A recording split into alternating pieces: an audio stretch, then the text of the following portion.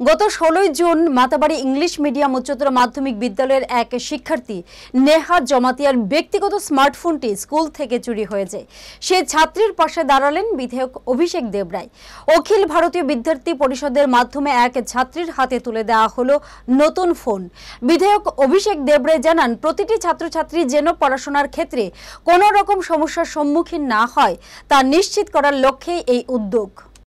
আজকে আমাদের 32 মাতাবাড়ি বিধানসভার জনপ্রিয় এবং আদরণীয় বিধায়ক শ্রী অভিষেক দেবরায় মহোদয়ের ঐকান্তিক প্রচেষ্টায় এটা আমাদের একজন বোন নেহা জমাতিয়া, যে মাতাবাড়ি ইংলিশ মিডিয়াম উচ্চতর মাধ্যমিক বিদ্যালয়ে একজন শিক্ষার্থী।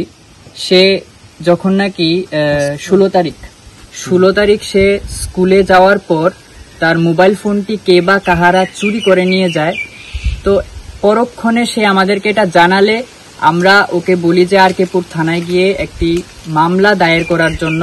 সে আমাদের কথা মোতাবেক সেখানে মামলা দায়ের করে, কিন্তু বোনটি এখনো অবধি মোবাইলটি পায়নি।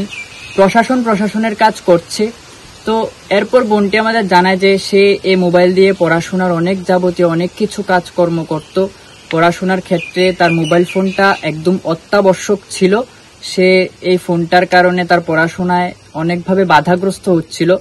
তো আমাদের এই বিষয়টা জানানোর পরে আমরা আমাদের এই এলাকার জনপ্রিয় বিধায়ক শ্রী অভিষেক দেবরায় মহোদয়কে এই বিষয়টি অবগত করি এবং তিনি সঙ্গে সঙ্গেই আমাদের আশ্বস্ত করেন যে একটি নতুন ফোন আমি ওই বোনটিকে উপহার স্বরূপ দেব, এবং তিনি আজকে আমাদের হাত দিয়ে এই ফোনটি এই বোনটির কাছে নিয়ে আসতে বলেন এবং দিতে বলেন।